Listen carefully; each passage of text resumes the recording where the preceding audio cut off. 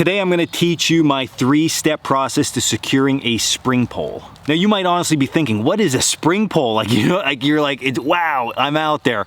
No, it's actually used for trapping and for fishing. If you set something passively that you're going to walk away and then you want it to set your snare off or you want it to set your hook. The reality though is that a lot of times we use sapling. So I have a sapling back here. That I'm going to pull down and show you. So we would use a sapling like this. You can see I already have a trap trigger on there, and when the animal hits it or the fish pulls it, it goes flying back. The reality though of it is that you're normally not going to find a sapling exactly where you need it.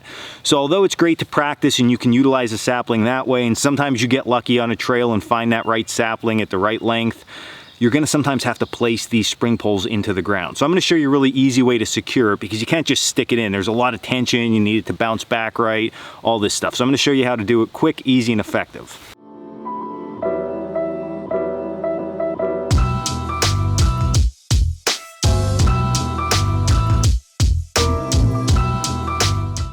First thing we're going to do is we're going to take the sapling down. I like to take it as low as possible because we need to utilize some of this thicker area down here on the bottom of it.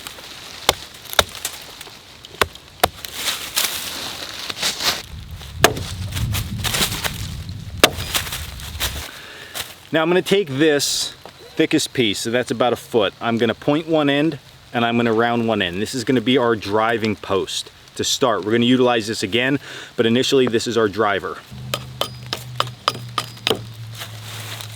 Rough, rugged, just like I like it. Take the other end and we're just going to round this end off because we're going to have to pound this down into the ground.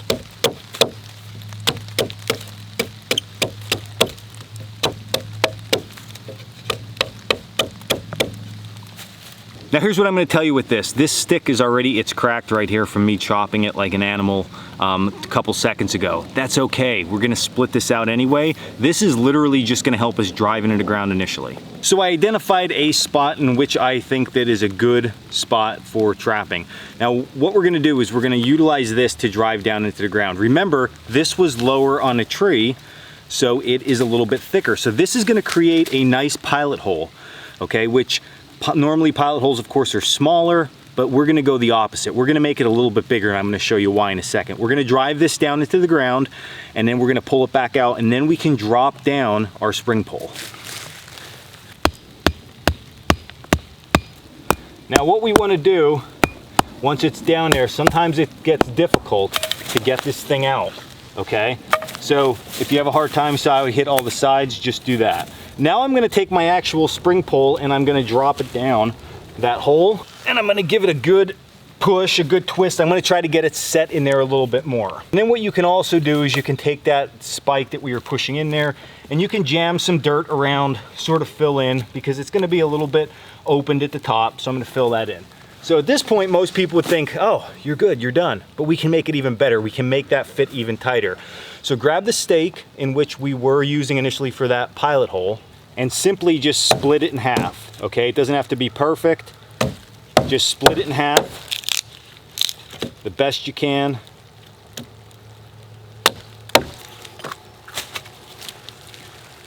So what I'm going to do now is I'm going to take these halves that I just made and I'm going to use these to reinforce the sides. So that's going to create more tension against this spring pole. Put the second one in place.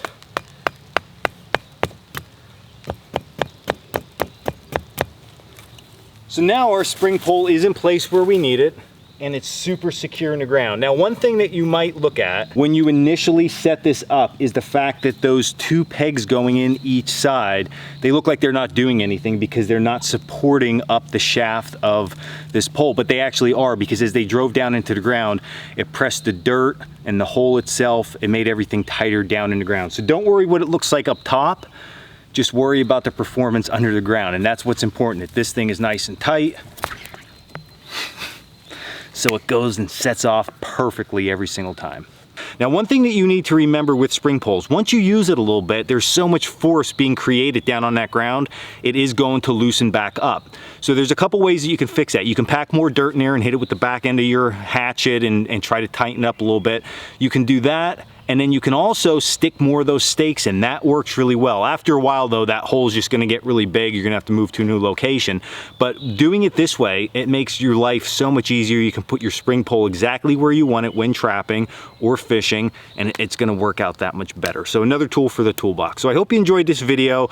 I love this kind of stuff, so it was fun to make. So I hope you guys enjoyed it too. As always, subscribe, like, hit all those good buttons below.